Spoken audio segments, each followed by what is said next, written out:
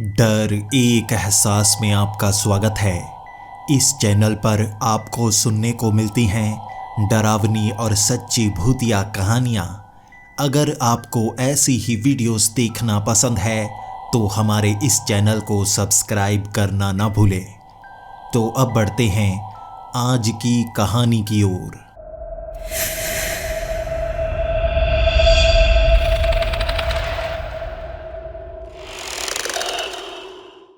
Hello दोस्तों, मेरा नाम विक्टर महाजन है और लोग मुझे द डेड मैन के नाम से जानते हैं। वो इंसान जो मरकर जिंदा हो जाता है और मैं दुनिया में उन शैतान के दासों को ढूंढ रहा हूँ। एक ऐसी ही तलाश में मैं म्यांमार पहुँच गया था जहाँ एक डायन ने 150 लोगों को मार दिया था। मुझे लगा वो साधारण डायन होगी, लेकिन जब मैं उसकी उस मंदिर नुमा इमारत में पहुंचा था तब बहुत कुछ देखने को मिला था। उसने मुझे 2 बार मारा, मैं 2 बार उठ खड़ा हुआ, लेकिन अंत में उसने मेरा शरीर बदल दिया। मैं रशिया की एक जेल में पहुंच गया था जहां म्यूटेंट्स को रखा जाता था। मैं एक दमित्री नाम के इंसान के शरीर में था और मुझे लगा यहाँ से बचकर बाहर मुझे निकलना होगा। मैं कई दिनों तक वहाँ फंसा रहा और एक प्लान बनाया मैंने उस जेल को तोड़ने के लिए, और उस जेल से मैं कई म्यूटेंट्स के साथ बाहर निकल आया था। लेकिन तब मुझे पता चला मेरी मदद के लिए वो लड़का जिससे मैं कांटेक्ट कर पाया था वो था सीताराम, जिसे लोग पुजारी जी कहते हैं। उसने मेरे शरीर को आज़ाद करवा दिया था और उसके बाद मेरी आत्मा मेरे शरीर में आ गई और जो दमित्री था उसकी आत्मा दमित्री के शरीर में चली गई, जिसे मैं जेल से बाहर भगा चुका था। और उस डायन ने कहा यही तो उसकी चाल थी कि तुम उस जेल से बाहर निकल पाओगे। दमित्री को कैद किया गया था और डायन को मार दिया गया था। शैतान ने डायन को इस दुनिया में अपना दास बनाकर भेजा। दमित्री कैद था, उसे मैंने छुड़वा दिया और अब बहुत बड़ा संकट हमारी इस दुनिया पर आने वाला था। हंसती हंसती वो डायन उस धुंध में गायब हो गई थी। मैं और पुजारी जी एक दूसरे की तरफ देखे जा रहे थे, आखिर आगे हमें क्या करना चाहिए। और मैंने पुजारी जी को कह दिया था हमें चलना होगा उस किले की ओर। उस किले में वो डायन रहती है और सबसे पहले उस डायन को पकड़ना है, इस बार तरकीब लगाकर। और डायन से हम दमित्री के बारे में जानेंगे। आखिर कौन है दमित्री, क्या कर सकता है? क्या सिर्फ आत्मा को शरीर से बाहर निकालने की ही शक्ति है उसके पास, या और भी कई शक्तियां हैं? सीधा उस किले को ढूंढने के लिए निकल पड़े थे हम। पुजारी जी को भी उस किले के बारे में पता था, मुझे भी। उन 2 नदियों के बीच वाले रास्ते से जब हम उस किले तक पहुंचे थे वो किला खंडहर बन गया था, जैसे उसे बम के धमाके से उड़ा दिया गया हो। ईंटें बिखरी पड़ी थी और मैं उस तहखाने तक जाना चाहता था। जब हम वहां पहुंचे हर सामान को हटाया जा चुका था। वहां कोई भी काले रंग का पत्थर नहीं था जो जिंदा पत्थर कहलाया जाता है। हर चीज़ को वहाँ से कहीं दूर ले जाया गया था। और ये सबसे बड़ी मुसीबत थी, जब दुश्मन अपना इलाका बदल ले तो उसे ढूंढें कहाँ पर, ये समझना ज़्यादा मुश्किल हो जाता है। लगभग 1 घंटे तक हम वहाँ पर तलाशी लेते रहे थे, कोई ऐसी चीज़ जो हमें आगे का बता सके, हमें कोई क्लू मिल जाए। लेकिन उन खंडहरों में कोई भी ऐसी चीज़ नहीं मिली। मिट्टी और साधारण पत्थर हर जगह गिरे हुए थे, हर चीज़ को तोड़ा गया था। ये कोई ऐसा धमाका था जो खास शक्ति से किया गया था, जिसके सबूत तक मौजूद नहीं थे।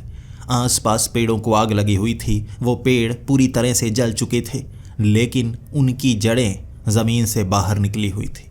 वहाँ जगह जगह पर लाल पीले रंग के धब्बे पड़े हुए थे, जैसे कोई खास एसिड को यहाँ पर बिखेरा गया हो। अब मैंने पुजारी जी को कह दिया था हम यहाँ पर नहीं रुक सकते, यहाँ से हमें कुछ भी जानने को नहीं मिलेगा।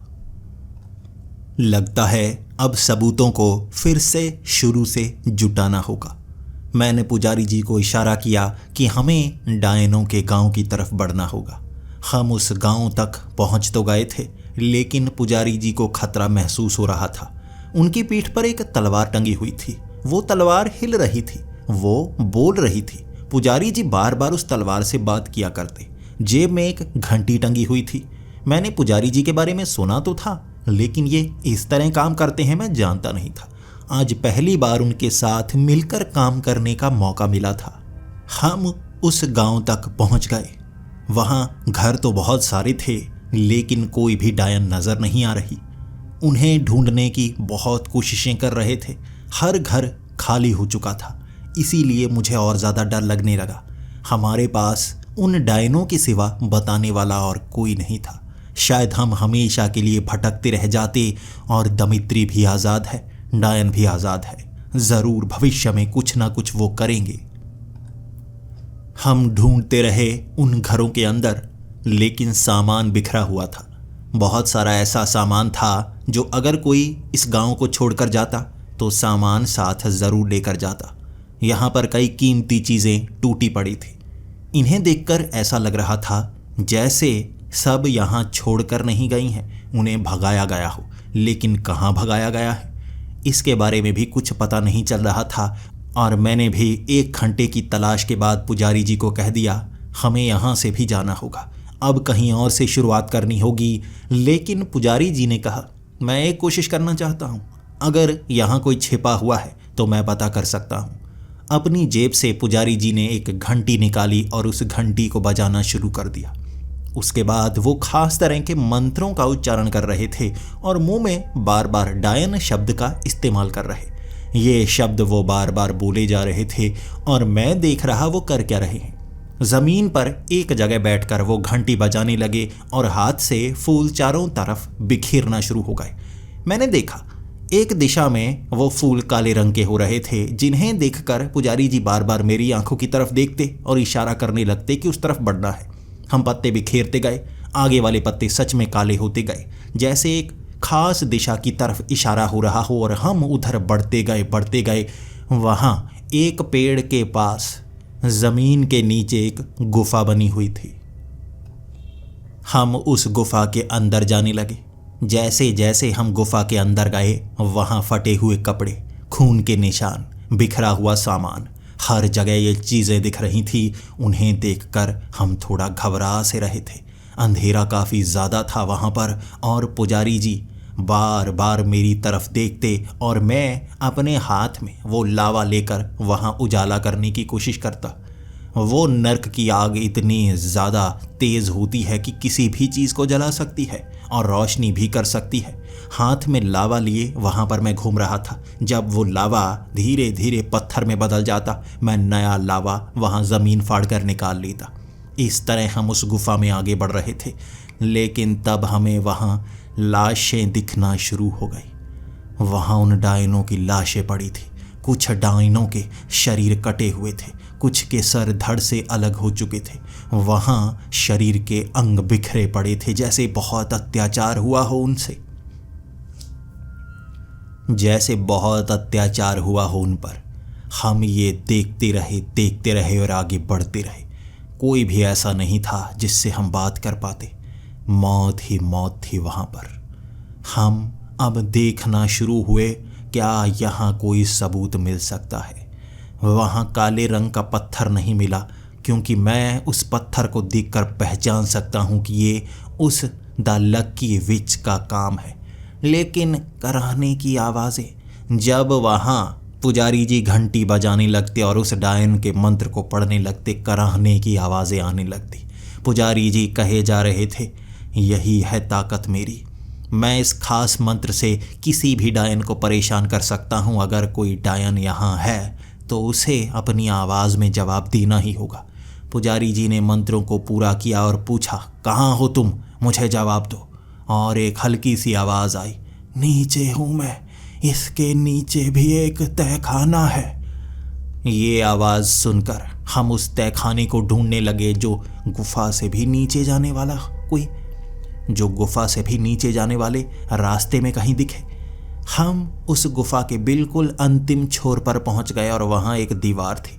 कराहने की आवाज़ें उस दीवार के पास से आ रही थी।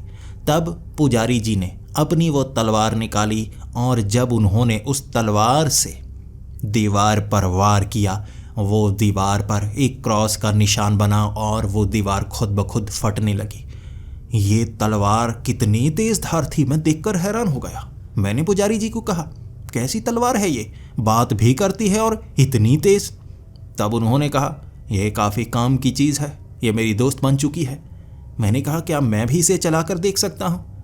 पुजारी जी उसे इतनी आसानी से चला पा रहे थे जैसे बहुत हल्की हो, शायद किसी खास धातु से बनी हुई थी। जब मैंने उस तलवार को पकड़ा, वो तलवार ज़मीन में गड़ गई। इतनी भारी तलवार, इतनी भारी तलवार, मैं उसे उठा नहीं पा रहा था। ऐसा लग रहा था 50-60 किलो की वो तलवार बड़ी मुश्किल से हाथ में पकड़ पा रहा था। इतनी आसानी से मैं चला नहीं सकता था। मैंने वो तलवार पुजारी जी को वापस कर दी। वो बड़ी आसानी से बस एक अंगूठे से उस तलवार को उठाकर अपनी पीठ पर दोबारा टांग चुके थे। कमाल ही है, आखिर कौन है ये पुजारी जी जिनके बारे में हेनरी बहुत ज़्यादा तारीफ कर रहे थे? आज अपनी आंखों से देखने का मौका मिल रहा था मुझे। जब हम उस तहखाने में पहुंचे, वहां पर एक डायन, वही जिसके कुबड़ निकला हुआ था, वो बूढ़ी थी। एक छोटे से छेद में घुसी पड़ी थी और ज़मीन में निकली हुई जड़ें जो उसे नोच रही थीं। ये काले रंग की जड़ें थी जो किसी पेड़ की थी और ये जड़ें जिंदा थी, जैसे हिल रही। उनके बड़े बड़े कांटे लगे हुए जो उस डायन के चुभ रहे और वो दर्द को सह रही। मैंने जल्दी से जाकर उन जड़ों को खींचने की कोशिश की और वो जड़ें मुझे भी लपेटना शुरू हो गई, खींचना शुरू हो गई। तब उस डायन ने कहा, नहीं, छोड़ दो, मुझे छुड़ाने की कोशिश मत करो। तुम्हें नहीं पता एक डायन का अंत कैसे होता है। तुम इंसान जब बूढ़े होते हो तो आसानी से मौत मिल जाती है। डायन को ज़िंदगी में बहुत ताकतें मिलती हैं, लेकिन एक डायन की मौत बहुत भयानक होती है। यही तो हमारी सज़ा है। मेरा समय नज़दीक आ गया है। अगर मुझे किसी ने मारा नहीं तो मैं इस तरह से धीरे धीरे मरूंगी। यही मेरी नियति है। मौत मुझे अपने पास बुला रही है। मैं समय को टाल रही थी, लेकिन मौत खींचती रहती है अपनी तरफ। तब पुजारी जी उस डायन के पास बैठ गए और खास मंत्रों का उच्चारण करने लगे थे। उस डायन को थोड़ा थोड़ा आराम आ रहा और वो मुस्कुराते हुए, दर्द कम हो रहा है। आप जानते हैं मौत तो मुझे आएगी, लेकिन आपने कुछ दर्द कम कर दिया। मैं यहाँ छिप कर बैठी हूँ। ये खास जगह मैंने अपने छिपने के लिए ही बनाई थी। किसी को इस जगह के बारे में नहीं बताया। जब वो द लकी विच, वो पागल डायन यहाँ तबाही मचा रही थी, मैं यहाँ पर आ गई। यहाँ से आवाज़ें सुनी मैंने, चीखने की, चिल्लाने की, और मैं जानती थी वो यहाँ सबको मारने आई है। उसका वो खास काम, उसने वादा किया था जब तक वो काम नहीं होता वो यहाँ किसी को मारेगी नहीं, सिर्फ सज़ा देगी। और उसका शायद वो काम हो गया। अब वो यहाँ सबको मारने आई थी। मैं छिप गई, मुझे वो ढूंढ नहीं पाई, लेकिन पुजारी जी के मंत्रों ने मेरे कराहने की आवाज़ निकलने दी बाहर, और मैं तब तुम्हारे सामने आ पाई। यह डायन वो नहीं कर पाई, लेकिन अब आप यहाँ क्या करने आए हैं? किसी को बचा नहीं पाए आप। मैंने भी उस बूढ़ी औरत से कह दिया था, मैं यहाँ बचाने नहीं आया था। शायद तुम डायनों की नियति यही हो। मैं बस उस द लकी विच का असली पता जानने आया हूँ। वो किला तबाह हो चुका है। कहाँ ढूंढूं उसे, कहाँ ढूंढूं मैं उसे रोकना चाहता हूँ। सिर्फ तुम्हारे इस गांव का ही खात्मा नहीं चाहती वो, हमारी इस दुनिया का खात्मा चाहती है वो। कुछ बहुत बड़ा करने वाली है किसी के साथ मिलकर। तब वो बूढ़ी डायन मुस्कुराते हुए कहने लगी थी, कहीं दमित्री तो नहीं, कहीं दमित्री तो नहीं। ये नाम सुनते ही मेरे और पुजारी जी के कान खड़े हो गए। तुम्हें कैसे पता? तुम जानती हो? तुम दमित्री को जानती हो? वो अब अपनी फटी हुई आंखें खोलकर हमारी तरफ देखकर कहने लगी, वो आज़ाद हो गया, दमित्री भी आज़ाद हो गया।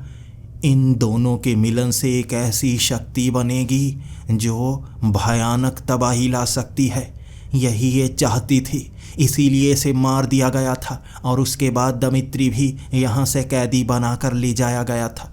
हमें लगा वो तबाही रुक चुकी है, लेकिन ये जिंदा हो गई और दमित्री भी शायद दमित्री से मिल गया है, इसीलिए ये सबको मारने आई थी वादे के अनुसार। मैंने उस बूढ़ी डायन से पूछा, तो बताइए उन्हें कैसे रोका जा सकता है, वो कहाँ पर मिलेंगे, हम उन्हें मारने को तैयार हैं। तो उसने कहा, मुझे कुछ नहीं पता, अब आगे वो क्या करने वाली है। उसने यही बताया था जब वो काल कुंज पहाड़ी पर जाया करती थी। काल कुंज पहाड़ी, जहाँ पर डायन बहुत कम जाती हैं, क्योंकि उस शक्ति को डायनों के लिए बनाया ही नहीं गया। डायन अपनी जो आत्मा है उसे बांध लेती है शक्ति के अंदर और शाप में जीती है बूढ़े रूप में। वो लोगों की शक्तियाँ चूस कर जवान रहती है, लेकिन इसने और शक्तियों का इस्तेमाल किया। काल कुंज पहाड़ी पर दमित्री भी आया हुआ था, ये उसे जानने लगी थी। बस इतना ही मुझे पता है। अब तुम्हें अगर सवालों के जवाब चाहिए तो काल कुंज पहाड़ी पर जाना होगा। ऐसी काली पहाड़ी जिसकी शक्तियों से निपटा नहीं जा सकता। और अगर तुम और ये पुजारी मिलकर भी वहाँ जिंदा बचने की कोशिश करोगे, शायद जिंदा बच नहीं पाओगे। काल कुंज पहाड़ी पर इंसान नहीं जा सकते। क्या करोगे वहाँ जाकर अगर तुम जिंदा ही ना रहे? मैंने उससे कहा, हमें जिंदा रहने का कोई शौक नहीं है, लेकिन खास काम हम निपटा कर ही मरेंगे। बताइए काल कुंज पहाड़ी पर क्या है राज उसका। उस डायन ने हमें जो जो बताया हम हैरान होते गए। काल कुंज पहाड़ी काले रंग की पहाड़ी है और उसके शिखर पर रखा हुआ काले रंग का पत्थर एक ऐसा पत्थर जो जिंदा है, लेकिन कभी भी वो किसी की गुलामी नहीं करता। वो लाखों जिन्न की शक्ति को समाये हुए है, लेकिन वहीं पर फंसा हुआ है। उसके छोटे छोटे हिस्से किए तो जा सकते हैं, लेकिन वो ऐसे छोटे हिस्सों से दोबारा एक बड़े हिस्से में जुड़ने की कोशिश करता है और उसे हाथ लगाने वाला शाप से जुड़ जाता है। बाद में वो शाप धीरे धीरे उसे मार देता है। कालकुंज पहाड़ी पर वो बड़ा पत्थर जो इतने जिन्नों की शक्ति के साथ है, कहते हैं बात करता है और बताता है भविष्य के बारे में, इतिहास के बारे में। कई लोग उस पहाड़ी पर सिर्फ जवाब पाने के लिए जाते हैं, काली शक्तियों के जवाब, ऐसे जवाब जो आपको दुनिया में कहीं नहीं मिलेंगे।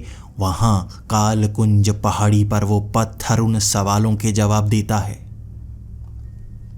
उस डायन ने वहाँ उस ज़मीन में धंसने से पहले हमें वो पता बता दिया था कालकुंज पहाड़ी का, और मैं और पुजारी जी उस कालकुंज पहाड़ी की तरफ बढ़ने लगे। यहाँ से उस किले की सीध में हमें आगे बढ़ना होगा। वहाँ एक पहाड़ी दिखेगी जिसकी पहचान दूर से की जा सकती है, काले रंग की पहाड़ी। लेकिन उस पहाड़ी पर कदम रखना किसी दुख से कम नहीं होगा, किसी शाप से कम नहीं होगा। आपकी आत्मा आपके शरीर को छोड़ना चाहेगी और आपका शरीर बदलना चाहेगा। वहाँ ऐसे ऐसे भ्रम होते हैं कि हम खुद को मारने की कोशिश करते हैं, तब जाकर कालकुंज पहाड़ी के शिखर तक पहुँचा जा सकता है। मैं तो मरकर जिंदा हो सकता हूँ, लेकिन मुझे पुजारी जी की फिक्र थी। लेकिन पुजारी जी के चेहरे पर ज़रा भी शिकन नहीं, जैसे वो इंसान खुद मरने के लिए जा रहा था और उसे इसमें भी जैसे खुशी मिल रही थी। हाथ में ली वो घंटी बजाते हुए, भगवान का नाम लेते हुए हम दोनों बढ़ चले थे उसी ओर। जब उस किले से आगे हम बढ़ना शुरू हो गए, मैं ढूंढ रहा था वैसे काले पत्थरों को, शायद कोई पहचान तो होगी ना। आगे बढ़ते बढ़ते कई बार हम भटक रहे थे। धुंध बहुत ज़्यादा हो चुकी थी, जैसे भाप उठ रही हो, और पसीने से दोनों हम जैसे तरबतर हुए पड़े थे। शरीर पर इतना ज़्यादा पसीना था और भूखे भी बहुत ज़्यादा थे। वहाँ फलों के कई पौधे हमें दिख रहे थे। जब हम उन पेड़ों के ऊपर चढ़ते फल तोड़ने के लिए, वो धुंध ज़्यादा घिर जाती और ऊपर चढ़ने पर पता चलता नीचे से हो रहे वो भ्रम। उन पेड़ों पर कोई फल नहीं लगे हुए थे, वहाँ सिर्फ पत्ते थे और वो पत्ते हमें फलों का भ्रम दे रहे थे। पता नहीं कैसा भ्रम था। उन जंगलों में हम बार बार भटक रहे थे। ऐसा लगता जैसे अभी हम मर जाएंगे। बार बार उल्टी आने का मन करता। वहाँ एक नदी आई थी। उस नदी का पानी पीने का मन कर रहा था, लेकिन जब उस नदी में हम हाथ डालने की कोशिश करते, जैसे वो पानी नीचे की तरफ होना शुरू हो जाता। वो पानी को ना हम किसी ग्लास में भर पा रहे थे, ना हाथों में ले पा रहे थे। पानी का स्तर अपने आप कम हो जाता। हम दोनों अब सीधा उस नदी के अंदर उतरना चाहते थे ताकि पानी पिया तो जा सके। जब हम उस नदी के बिल्कुल बीच में पहुंच गए, पानी धीरे धीरे नीचे होते हुए वहां से गायब ही हो गया, जैसे पानी यहाँ हो ही ना। ये तो बिल्कुल सूखी नदी लग रही थी। लेकिन अचानक एक आवाज़ ने हमें डरा कर रख दिया। ये आवाज़ पानी की थी। ऐसा लग रहा था जैसे करीब ही कोई झरना बह रहा हो, या वो झरना धीरे धीरे तेज़ हो रहा हो। ये आवाज़ तेज़ होती गई, तभी हमें पास से नज़र आया इस नदी में तेज़ बहाव का पानी आ रहा था पीछे से, और हम दोनों उस नदी के बहाव में बहने लगे थे। मैं और पुजारी जी, हम दोनों बार बार तैर कर कोने में जाने की कोशिश करते, लेकिन वो बहाव बहुत ज़्यादा। ऐसा लग रहा था हम दोनों इस पानी में डूब कर मर जाएंगे। मैंने पुजारी जी को हाथ में उस तलवार को लिए देखा, और वो तलवार उन्होंने एक पत्थर में गाड़ दी। वो पत्थर उस नदी के बीच में था, और उस तलवार के ज़रिए वो पत्थर को पकड़ चुके थे। लेकिन मैं इस बहाव में आगे बहता गया। मुझे और कोई रास्ता नज़र नहीं आया। अंत में जो आपकी ताकत होती है, आप उसका इस्तेमाल करते हैं। और वहाँ मैं इतनी बड़ी दरार ले आया था कि नर्क की वो आग इस पानी को भाप बना रही थी। बाढ़ का ये पानी उस छेद में जाता गया, और वो नर्क की आग हर चीज़ को जला देती है। ये इतने बहाव का पानी क्या है? वो पानी मुझे छू नहीं पा रहा था, क्योंकि मेरे पैर के आगे वो बड़ा सा छेद था, नर्क का छेद। पानी छू तक न पाया, और मैं नदी में चलकर ऊपर तक चढ़ गया था। वहाँ मैंने पुजारी जी को भी गीला देखा, जो अपनी उस तलवार के इस्तेमाल से यहाँ पर पहुँच गए थे, और उस तलवार से कुछ बातें भी कर रहे थे। हम दोनों एक दूसरे को देखकर मुस्कुराए, और ये भी समझ गए यहाँ हर चीज़ अजीब है। लेकिन प्यास मिट चुकी थी।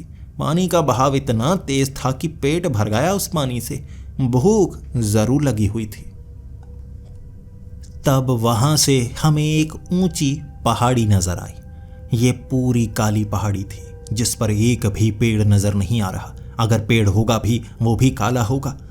हम उस पहाड़ी की तरफ बढ़ना शुरू हो गए, क्योंकि हमें पता था ये कालकुंज पहाड़ी है।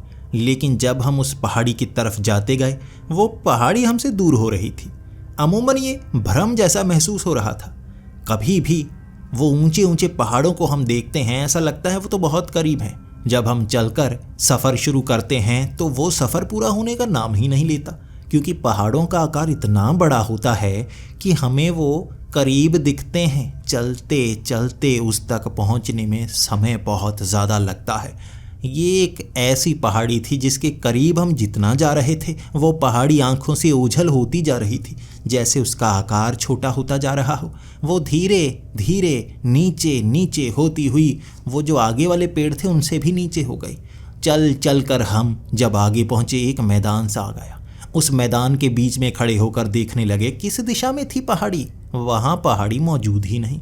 फिर हम वापस पीछे की तरफ मुड़ने लगे। जब हम पीछे की तरफ जाते गए, पीठ पीछे हमें पहाड़ी दिखने लगी।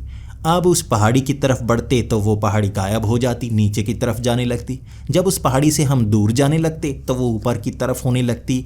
अपना अनुमान नहीं लगा पा रहे थे वो मौजूद कहाँ पर है। यहाँ भ्रम हो रहा था, जैसा कि उस डायन ने बताया था। कालकुंज पहाड़ी तक पहुँचना आसान काम नहीं। जो मौत को गले लगाए वो कालकुंज पहाड़ी तक पहुँच सकता है। वहाँ हर कोशिश के बाद भी हम उस पहाड़ी तक पहुँच ही नहीं पा रहे थे। आखिर उस डायन ने ये तो बताया ही नहीं, अब हम क्या करें। तब पुजारी जी ने अपनी वो तलवार निकाली थी, उसे ज़मीन में गाड़ दिया। अपनी वो घंटी को बजाने लगे और उस तलवार से बात करने लगे। मैं उस तलवार की बातें करीब से सुन पा रहा था। पहली बार जैसे मैंने तलवार से ये शब्द सुने थे, मैं जानता हूँ वहाँ जाने का रास्ता। वहाँ जाने का रास्ता ज़मीन से जुड़ा हुआ ही नहीं है। पेड़ों के ऊपर एक अलग दुनिया होती है। ज़मीन को बिना छुए अगर तुम उस पहाड़ी पर पैर रख पाए तो उस पर चढ़ सकते हो। ज़मीन को छूते हुए उस दिशा में आगे गए तो वहाँ पहुँच ही नहीं सकते।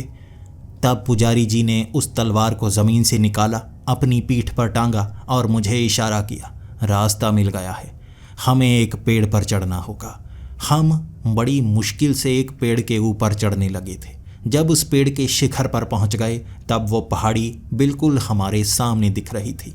अब हमें पेड़ों के सहारे आगे आगे बढ़ना था और मेरा सवाल यही था, कैसे? वहाँ कई पेड़ ऐसे थे जो एक दूसरे से काफ़ी ज़्यादा दूरी पर थे और इतनी बड़ी बड़ी छलांगे भी हम लगा नहीं सकते थे, तो ये रास्ते को हम पार कैसे करेंगे? पुजारी जी ने मुस्कुराते हुए घंटी बजानी शुरू की और मंत्रों को बोलना शुरू कर दिया। वो जो पेड़ थे उनके अंदर से तने निकल रहे थे। इतनी तेज़ी से निकलते हुए तने मैंने ज़िंदगी में कभी नहीं देखे थे। उन पेड़ों से तने निकलते गए, हर पेड़ के तने एक दूसरे से जुड़ रहे थे और जैसे यहाँ पेड़ों का बना हुआ पुल उन पेड़ों के ऊपर था। इस रास्ते से बिना ज़मीन को छुए हम उस पहाड़ी तक जा सकते थे। हम उस पुल के सहारे आगे बढ़ने लगे और इस बार वो पहाड़ी नीचे नहीं जा रही थी, पीछे नहीं जा रही थी, बल्कि वहीं पर खड़ी थी। अपनी आंखें उस पहाड़ी पर गड़ाए हुए हम आगे बढ़ते गए और उस पहाड़ी तक पहुंचने में 4 घंटे का समय लगा हमें। और वो काली पहाड़ी, नीचे भूरे रंग की मिट्टी, दोनों का जुड़ाव जहाँ पर हो रहा था पता चल रहा था। पहाड़ी यहाँ से शुरू होती है और एक आखिरी पेड़ जिसके तने पर हम खड़े थे, वहाँ पुजारी जी कह रहे थे ये तना इससे आगे जा नहीं पा रहा है। यहाँ धरती के पेड़ पौधे हैं जो अपने स्तर तक पहुँच गए हैं। नीचे जो काली रेखा है ना भूरी मिट्टी के आगे वाली, वो उस पहाड़ी की ज़मीन है। वहाँ कोई पेड़ पौधा हमारी दुनिया का नहीं उगता। हमें उस पहाड़ी के ऊपर जाकर ही उस राज का पता चलेगा आखिर ये सब हो क्या रहा है। लेकिन याद है ना वो डायन ने क्या कहा था, पहाड़ी पर कदम रखते ही मौत पक्की हो जाती है। मैंने और पुजारी जी ने एक दूसरे का हाथ पकड़ा और उस पेड़ से छलांग लगा दी। भूरी मिट्टी के पार जैसे ही हमारे कदम ने उस पहाड़ी की काले रंग की मिट्टी को छुआ था, वैसे ही हमारी आंखों के सामने दृश्य बदल गया। ये काले रंग की निर्जीव सी पहाड़ी दिख रही थी, लेकिन इस पर पेड़ पौधे नजर आना शुरू हो गए। सुनहरी पेड़, चांदी के पेड़। ऐसा लग ही नहीं रहा था कि हम काली पहाड़ी पर हों। ऐसा लगने लगा था ये तो खूबसूरत कोई स्वर्ग की पहाड़ी हो, जहाँ पर फूल इतने ज़्यादा चमकदार थे, तितलियाँ नज़र आ रही थी, पंछी नज़र आ रहे थे। इस जंगल में इतनी खूबसूरत पहाड़ी है। और जैसे जैसे हम आगे कदम बढ़ाते गए हमें डर तो ज़रा भी नहीं लग रहा था। ऐसा लगने लगा था जैसे बड़ी आसानी से शिखर पर पहुंच जाएंगे। जो झूठी बातें बताई जाती हैं वो पीछे रह जाएंगी। हम कदम आगे बढ़ाते गए और भूख काफ़ी ज़्यादा लगी हुई थी। हर पेड़ पर फल लगे हुए थे। आम का पेड़ था, सेब का पेड़ था, वहाँ तरह तरह के पेड़ और तरह तरह के फल। हर चीज़ जो खाने का मन था हम खा सकते थे। मैंने अपनी बाजू आगे बढ़ाई एक सेब तोड़ने के लिए। ये 8 फुट का एक छोटा सा पौधा था। इस पर जितने पत्ते नहीं थे उससे ज़्यादा सेब लगे हुए थे। जैसे ही मैंने हाथ आगे बढ़ाया, पुजारी जी ने मेरा हाथ पकड़कर कहा, इतना आसान कैसे, इतना आसान कैसे? यहाँ एक पहाड़ी जिसके ऊपर पत्थर रखा गया है जो हज़ारों लाखों जिन्न की शक्ति को समाये हुए है, और इतनी खूबसूरती यहाँ और आसानी से ऊपर जाने का रास्ता दिख रहा है। ऐसा कैसे हो सकता है?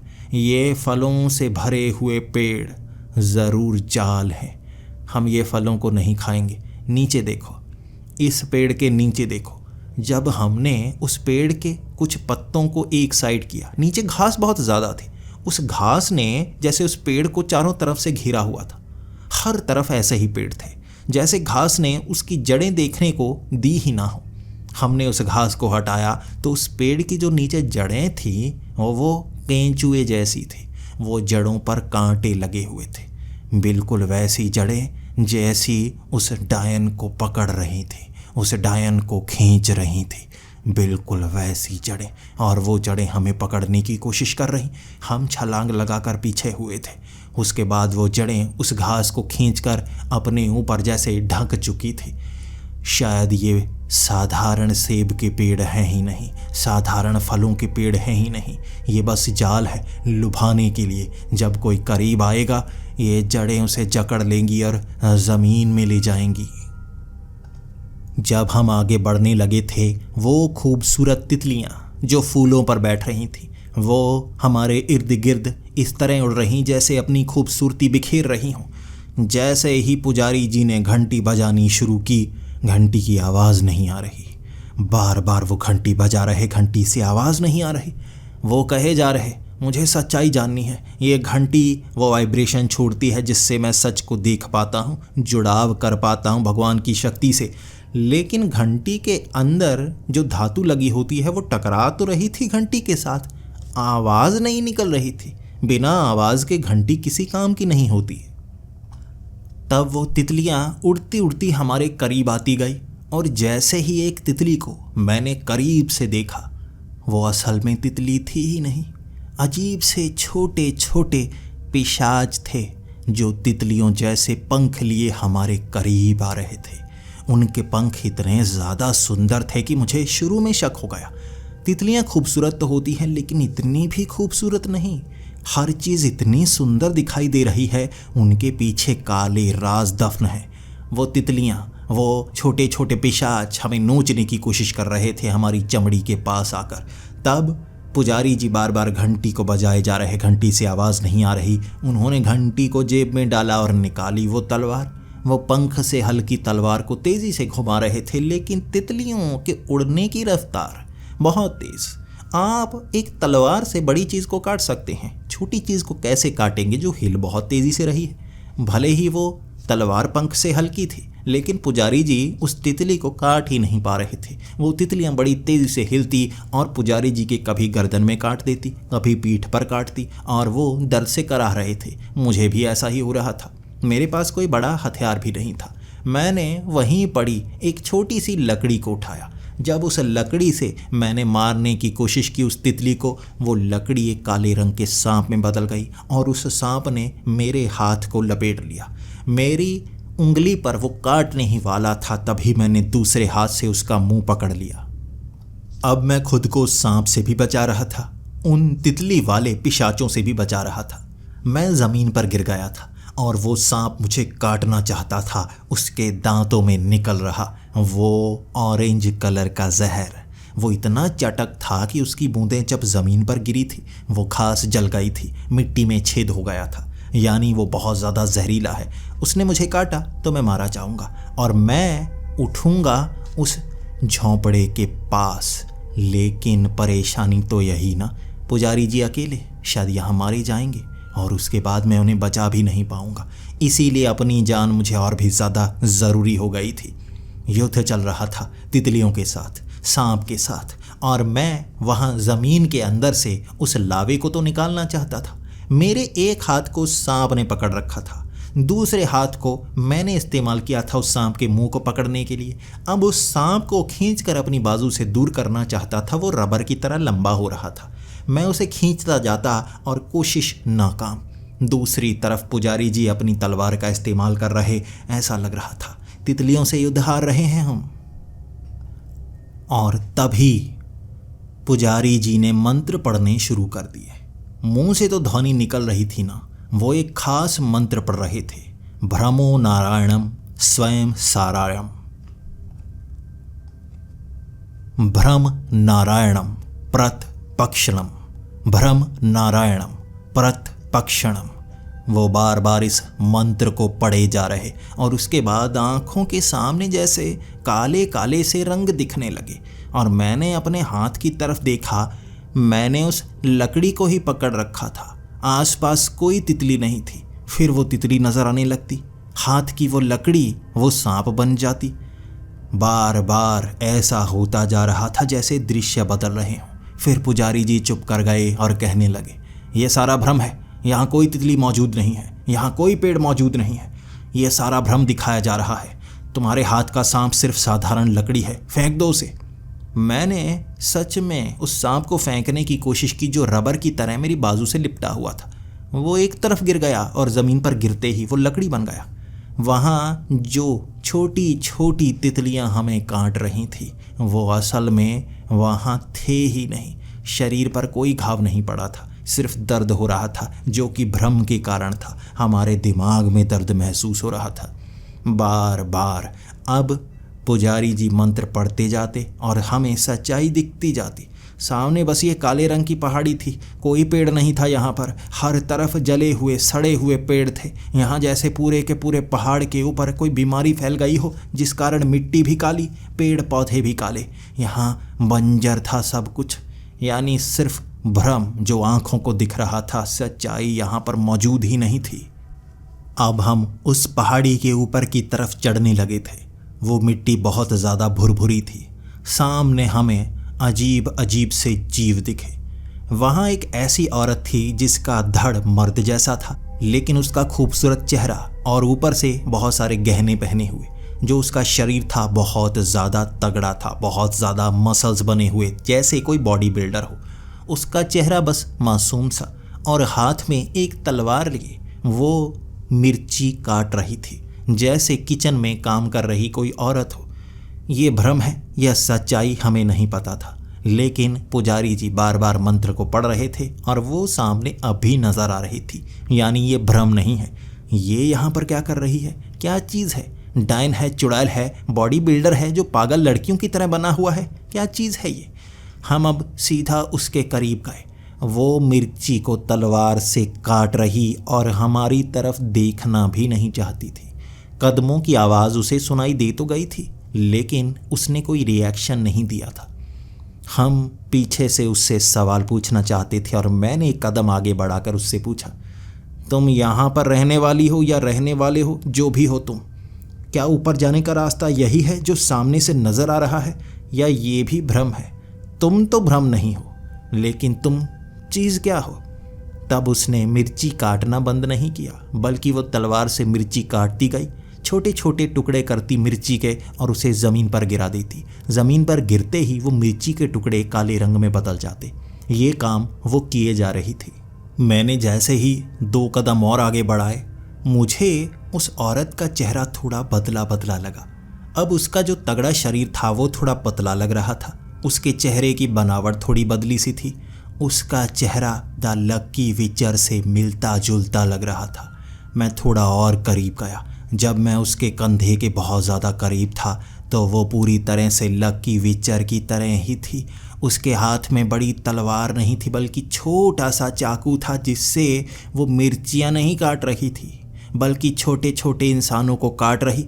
अब छोटे हिस्से वो एक तरफ नहीं फेंक रही थी, उनके खून को फेंक रही थी। उनके खून से नीचे वो छोटे छोटे कीड़े निकल रहे जो खून को पीकर काले रंग के पत्थर बना रहे। ये तो वैसा ही था। क्या ये वही विच है?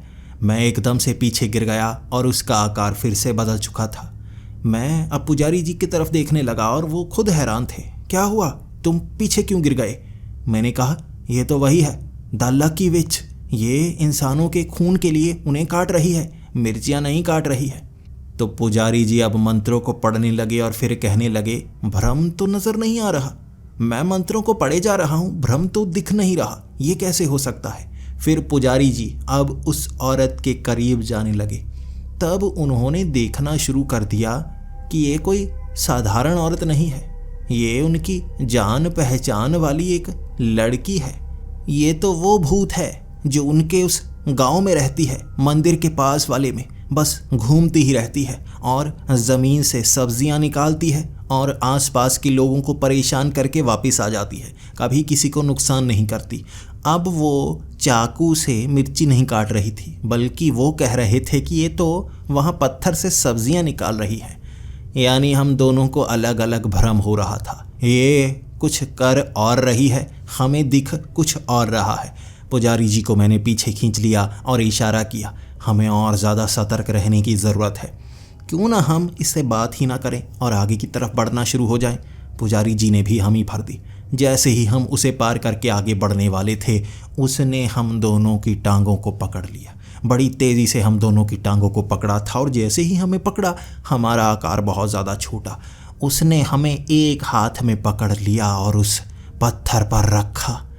हमारा शरीर चिपक गया था। मेरी बाजू मेरे शरीर से चिपक गई, मेरी दोनों टांगें चिपक गई थी। मेरा रंग अपने आप हरा हरा सा हो गया, जैसे हम दोनों मिर्चियाँ बन गए हों। और वो विशाल सी लग रही थी, हाथ में उसके तलवार। और अब पता था वो क्या करने वाली है। ये कोई भ्रम नहीं है। हम आगे जा ही नहीं सकते थे, हम वहाँ कैद से हो गए थे। अब उसने वो तलवार ऊपर की तरफ उठाई। मैं हिलने की कोशिश कर रहा, पुजारी जी हिलने की कोशिश कर रहे, और उस औरत ने सवाल पूछा, बताओ तुम दोनों में से किसको मारूं? मुझे उल्टा ही सुनाई देता है, मुझे उल्टा ही सुनाई देता है। बताओ, किसी एक को मारूंगी, एक को छोड़ दूंगी। जो बलिदान देगा वो मारा जाएगा, दूसरा बचेगा। बताओ कौन मरना चाहेगा? मैंने पुजारी जी की तरफ देखा और कहा, पुजारी जी मेरा इंतज़ार कीजिएगा, मैं यहाँ जल्द ही वापस आ जाऊँगा। जगह का तो मुझे पता चल ही गया है, लेकिन अगर आप मारे गए तो वापस नहीं आ पाएंगे। तब पुजारी जी ने कहा, बात ये नहीं है, बात ये है कि इसे उल्टा सुनाई देता है। क्या कहोगे, मुझे मारना है या तुम्हें मारना है? अगर तुम्हें मारने को कहा और इसने उल्टा सुना तो ये मुझे मार देगी। अगर इसे ये कहा कि मुझे मार दो और इसे ये सही सुन गया तो ये मुझे मार ही देगी। दोनों तरफ खतरा है और यहाँ भ्रम के जाल बिछे हैं। हमें समझना होगा जवाब क्या देना है। अब वो तलवार को ऊपर उठाती जा रही थी और कहती जा रही थी, 10 सेकंड, तुम्हारे पास 10 सेकंड है, जल्दी जवाब दो। किसे मारूं, किसे मारूं, किसे छोड़ूं, किसे मारूं? हम दोनों हैरान। जवाब मैं क्या देता? मैं खुद को कहता या पुजारी जी को कहता? समय बीतता जा रहा था। मेरे हाथ पैर भी कांपने लगे थे जो शरीर से चिपके हुए थे। आंखें बंद की मैंने और बड़ी तेज़ी से सोच रहा था, लेकिन जवाब नहीं आया। मैं पुजारी जी की तरफ देखकर कहने लगा, माफ़ कीजिए पुजारी जी, मुझे नहीं पता। मैं जो जानता हूँ सीधा ही कहूँगा, अब उल्टे का मुझे नहीं पता। मैं बोलने ही वाला था तो पुजारी जी ने कहा, जो मरकर जिंदा हो सकता है उसे मारो। तभी वो तलवार मेरी तरफ लाने लगी, यानी कि उसे उल्टा सुनाई देता हो, लेकिन इस शब्द में ज़्यादा उल्टापन था। उसने पुजारी जी को छोड़ दिया और मेरी तरफ तलवार बढ़ाने लगी और मैंने आंखें बंद की। अब मैं उस कब्र में उठूंगा, लेकिन मेरे माथे पर ज़ोरदार पटैक की आवाज़ आई। उसके हाथ की वो तलवार एक भ्रम थी। उसके हाथ में बड़ी सी लौकी थी जो उसने मेरे माथे पर मारी थी और मेरा माथा जैसे पिचका सा दिया था। फिर मेरा माथा फिर से फूला। हम मिर्ची बने हुए थे और मिर्ची को लौकी से पीटा था उसने। जो ऊपर का छिलका वो नीचे गिर रहा था, वो काट ही नहीं रही थी, सब भ्रम था। हंसती हंसती हम दोनों को छोड़ चुकी थी और कहने लगी, समझदार हो, लेकिन जवाब कोई भी देते तुम फिर भी बच जाते। मैं किसी को मारती ही नहीं, बस सवाल जवाब करती हूँ। जो आगे बढ़ने की कोशिश करता है मैं उसे पकड़ लेती हूँ, इसीलिए हर कोई यहाँ से पीछे मुड़ जाता है। फिर उसने कहा, अब वो सामने पहाड़ी का शिखर, बिल्कुल सीधे पहुँचना होगा तुम्हें, लेकिन नंगे पाँव। यहाँ जूते पहनकर ऊपर चढ़ा नहीं जा सकता, नंगे पाँव जाना होगा। अब उसने नंगे पाँव जाने के लिए कह दिया था और आगे कोई भ्रम नहीं था, लेकिन हमने जूते पहने थे। हमने सोचा ये ज़रूर हमें बहकाने की कोशिश कर रही होगी। अब उससे आगे जब हम पहाड़ी के ऊपर चढ़ने लगे, वो मिट्टी बार बार फिसलने लगती। ऐसा लग रहा था जैसे हम ट्रेडमिल पर चल रहे हों। मिट्टी गोल गोल घूम रही थी और हम वहीं के वहीं, उस औरत के बहुत करीब, बार बार उसके करीब पहुंच जाते। मिट्टी फिसलती ही रहती। फिर हमने जूते उतार दिए और जैसे ही नंगे पाँव ज़मीन को छुए, हमारे पाँव काले हो गए। अब हम समझ गए थे इसे काल कुंज पहाड़ी क्यों कहा जाता है। यहाँ पर मौत मिलती है, वो भी काले रंग की। हम उसके ऊपर चढ़ते गए, शरीर काला फिरता गया। ये शरीर ऐसा था जैसे कोई बीमारी अंदर भरती जा रही हो। बिल्कुल खून के अंदर वो काले रंग का पदार्थ जैसे फैल रहा हो। तब मैं उस डायन के काबू में था, अब किसके काबू में हो जाऊंगा मैं नहीं जानता। चलते चलते हम जब उस शिखर पर पहुंचे थे, सामने पत्थर की वो जिंदा मूर्ति देखी। वो पत्थर की मूर्ति बात कर रही थी, पूरी काले रंग की। अब उसके सामने खड़े होकर हमारा सिर्फ चेहरा सही रंग का था, बाकी पूरा शरीर काला फिर चुका था और बहुत ज़्यादा गला हुआ। ऐसा लग रहा था अभी हम सड़ी हुई सब्जी की तरह टूट कर बिखर जाएंगे। उस मूर्ति से हम बात करने लगे थे। हम तुमसे जानना चाहते हैं, आखिर वो द लकी विचर क्या चाहती है? सवाल का जवाब दो। दमित्री क्या करना चाहता है? दोनों का इतिहास क्या है? हमें जवाब दो। तब वो मूर्ति के अंदर से हंसने की आवाज आई थी। इतनी आसानी से जवाब चाहिए तुम्हें? इतनी आसानी से जवाब चाहिए? तुम भी वही लेने आए हो जो पहले सब लेने कोशिश कर चुके हैं। सच बताओ क्यों आए हो? मैंने कहा, मौत को छूकर हम यहाँ पहुँचे हैं और हमें पता है हमारा शरीर खत्म हो जाएगा। सवालों के जवाब चाहिए। आखिर वो द लकी विचर, कैसे उसके पास ये शक्तियाँ आई? उसे कैसे मारा जा सकता है? वो दमित्री जो इस पहाड़ी के शिखर पर तुमसे बात करने पहुंचा था, हमें इतिहास बताओ। तब उस मूर्ति ने कहा था, हर कीमती जवाब का मतलब एक कीमती बलिदान होता है। तुम दोनों में से कौन देना चाहेगा बलिदान? मैं बलिदान मांगता हूं, बदले में जवाब देता हूं। तब पुजारी जी ने जवाब दिया था, मैं दूंगा बलिदान। बताओ बलिदान किस चीज का होगा? उसने जो जवाब दिया था, हम दोनों के पांव कांप गए थे। आखिर किस बलिदान की बात कर रहा था वो? आखिर वो पत्थर था या कोई जीवित चीज या साधारण मूर्ति? हर चीज का जवाब हमें आगे मिलने वाला था। दोस्तों, आगे आने वाला एपिसोड बहुत रोमांचक होने वाला है। हर सवाल का जवाब मिलेगा और आप भी हैरान हो जाएंगे। तो जुड़े रहिए हमारी सीरीज के साथ। इसका आने वाला एपिसोड सबसे धमाकेदार होने वाला है। तो मिलते हैं अगले एपिसोड में, तब तक के लिए डरते रहें।